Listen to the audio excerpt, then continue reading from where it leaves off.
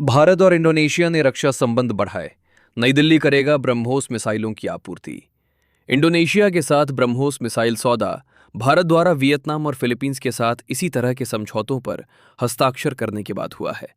Indonesia को ब्रह्मोस और अस्त्र मिसाइलों की आपूर्ति, समुद्री सुरक्षा को बढ़ावा देना और महत्वपूर्ण खनिज आपूर्ति श्रृंखलाओं क्रिटिकल मिनरल सप्लाई चेन्स को मजबूत करना मंगलवार 7 जुलाई 2026 को प्रधानमंत्री नरेंद्र मोदी और राष्ट्रपति प्रबोवो सुबियांतो के बीच हुई वार्ता के प्रमुख परिणामों के रूप में उभरे।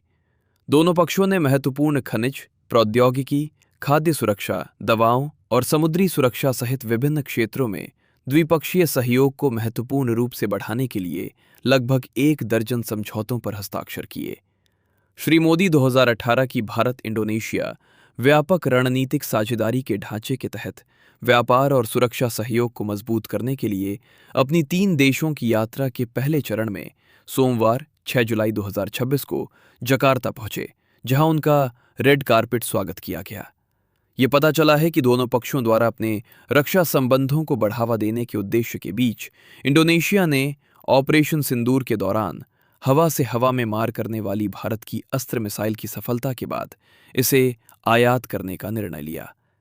इंडोनेशिया के साथ ब्रह्मोस मिसाइल सौदा भारत द्वारा वियतनाम और फिलीपींस के साथ इसी तरह के समझौतों पर हस्ताक्षर करने के बाद हुआ है। इंडोनेशिया को आपूर्ति की जाने वाली मिसाइलों की सटीक संख्या के बारे में तुरंत जानकारी नहीं मिल सकी है। महत्वपूर्ण खनिज आपूर्ति श्रृंखला को मजबूत करने के लिए भारत ने इंडोनेशिया में स्टील, निकल और रेयर अर्थ परमानेंट मैग्नेट के निर्माण में निवेश करने का निर्णय लिया। श्री मोदी ने कहा, आज के युग में प्रौद्योगिकी की आपूर्ति श्रृंखला का लचीलापन बहुत महत्व रखता है। महत्वपूर्ण खनिजों और स्टील के क्षेत्रों में आपूर्ति श्रृंखला को और मजबूत करने के लिए एक महत्वपूर्ण समझौता हुआ है। उन्होंने कहा, स्टेनलेस स्टील और रेयर अर्थ मैग्नेट के संबंध में हमारी कंपनियों के बीच साझेदारी की एक नई शुरुआत की जा रही है।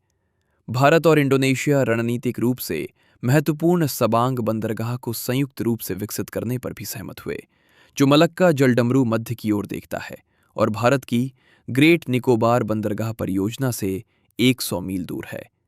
वार्ता के बाद अपने मीडिया बयान में मोदी ने कहा, हमने 2018 में जो व्यापक रणनीतिक साझेदारी बनाई थी, वो आज एक नई उड़ान भर रही है। हम हर क्षेत्र, विकास, सुरक्षा, प्रौद्योगिकी, संस्कृति और शिक्षा में महत्वपूर्ण कदम आगे बढ़ा रहे हैं।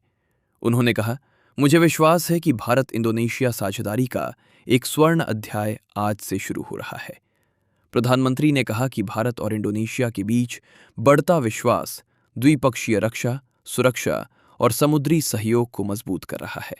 उन्होंने कहा कि आज भारत और इंडोनेशिया के बीच रक्षा आदान प्रदान, आपदा प्रबंधन और औद्योगिक सहयोग को बढ़ाने के लिए एक समझौता हुआ है।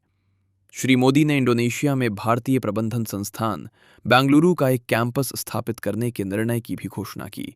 उन्होंने कहा, हमें खुशी है कि भारत का यूपीआई इंडोनेशिया की भुगतान प्रणाली के साथ एकीकृत होने के लिए तैयार है। इससे व्यापार करने में आसानी और यात्रा करने में आसानी दोनों को बढ़ावा मिलेगा। दोनों पक्षों ने ब्लू इकोनॉमी, समुद्री व्यापार और बंदरगाह विकास के क्षेत्रों में भी सहयोग बढ़ाने का निर्णय लिया। प्रधानमंत्री और इंडोनेशियाई राष्ट्रपति ने पश्चिम एशिया की स्थिति सहित विभिन्न वैश्विक चुनौतियों पर भी चर्चा की। श्री मोदी ने कहा, वैश्विक उथल-पुथल के इस दौर में भारत का मानना है कि संवाद और कूटनीति की भूमिका पहले से कहीं अधिक महत्वपूर्ण हो गई है। उन्होंने कहा, फिलिस्तीन के मुद्दे पर हम द्विराष्ट्र समाधान और दीर्घकालिक शांति का समर्थन करते हैं।